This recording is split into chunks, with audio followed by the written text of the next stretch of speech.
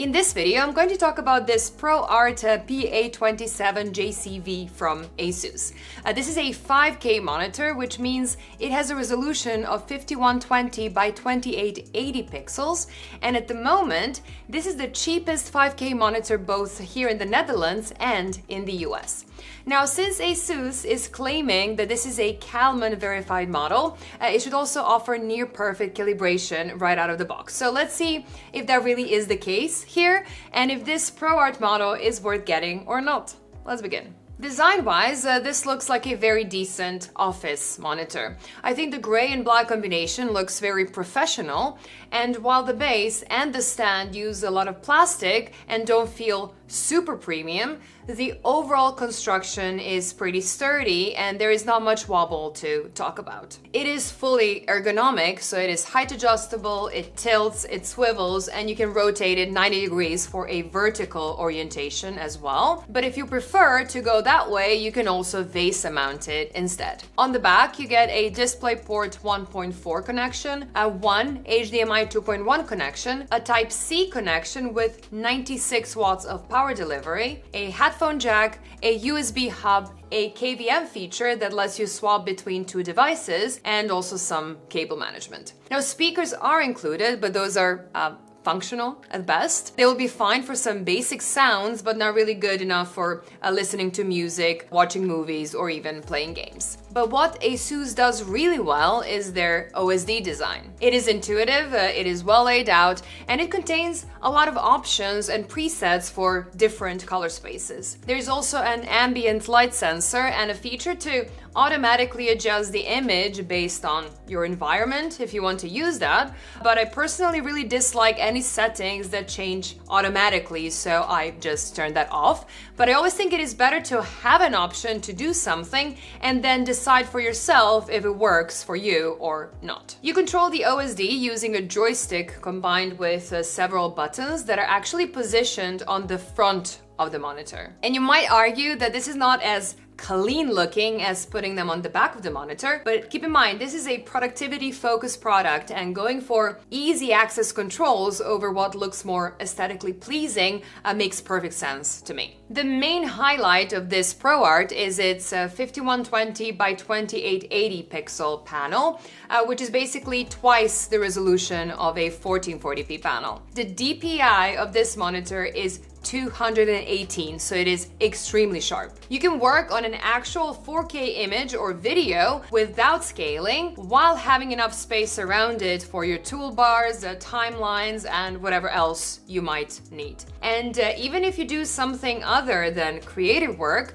having that extra workspace is never a bad thing to have. This monitor has an IPS display, so it doesn't have OLED levels of contrast, but a contrast ratio of 1328:1 is nicely above average for an IPS panel, even if my result is a bit lower than the 1500:1 that ASUS is claiming in their marketing. And when you combine that decent contrast, decent viewing angles, and no backlight bleed to speak of, it definitely feels like a higher-end IPS display, even if you completely ignore its 5K resolution. It has an anti-reflective coating, so if you're used to OLED panels, for example, it might look a bit muted. But again, I think the coating makes sense, especially if you plan to use this in an office with light sources above or behind you, because it is not as reflective as OLED panels are. Display P3 is the default profile of this monitor, and it is calibrated pretty well. 1.8 delta E average in grayscale tracking is not bad at all. The white point of just under 6300 could be a little bit higher, but it is still a very good result. And when it comes to colors, the average delta E of 1.3 with a maximum of 2.5 is again a very good result. Plus, the panel covers basically the entire P3 gamut, so if you want to, you can calibrate it manually as well. Other profiles are also calibrated well. sRGB, for example, shows an average delta E of around 1.3 with a maximum of 2.7, and the Adobe RGB profile an average of around 1.3, with a slightly higher maximum of 4.5 when showing pure green, which is a result of this panel just lacking a little bit of range to cover the green end of the Adobe RGB spectrum. In SDR mode, the maximum brightness is 576 nits, which is an excellent result. And since this is an IPS panel, it can actually maintain that maximum brightness even if the panel is fully lit. The minimum brightness dips to 23 nits, so it dims really well, and it will be great for working in darker environments. In HDR mode, the maximum brightness gets a little bit higher, going to around 616 nits.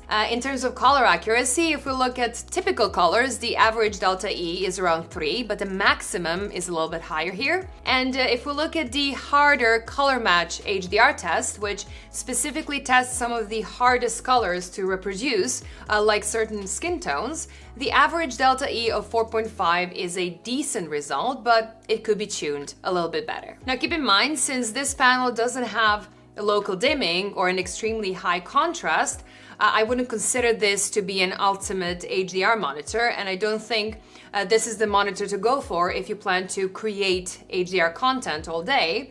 But the option is there, and it will be fine to use it for HDR content consumption from time to time. This is also not a gaming monitor. It has a 60 Hz panel and the response times are not that great, but most of the transitions fall within the refresh window of a 60 Hz panel, so ghosting is not really a concern. So playing an occasional casual game on this will be just fine. The input latency is not that bad, and slower paced games will feel alright. But if you're really serious about gaming, you should definitely look for something that is faster. So I don't think there's that much more to say about this PA27JCV because it is actually really straightforward. It offers really high resolution at a relatively low price and promises a good calibration right out of the box, and that is exactly what you got here. It is not a gaming monitor and it is not ideal for HDR content creation, but those are also things that you could have expected just based on the specs alone, so that is not really a surprise either. And ASUS didn't really do anything wrong with the other aspects either, like the design is fine, build quality is fine, OSD is great, connectivity is fine, and so on.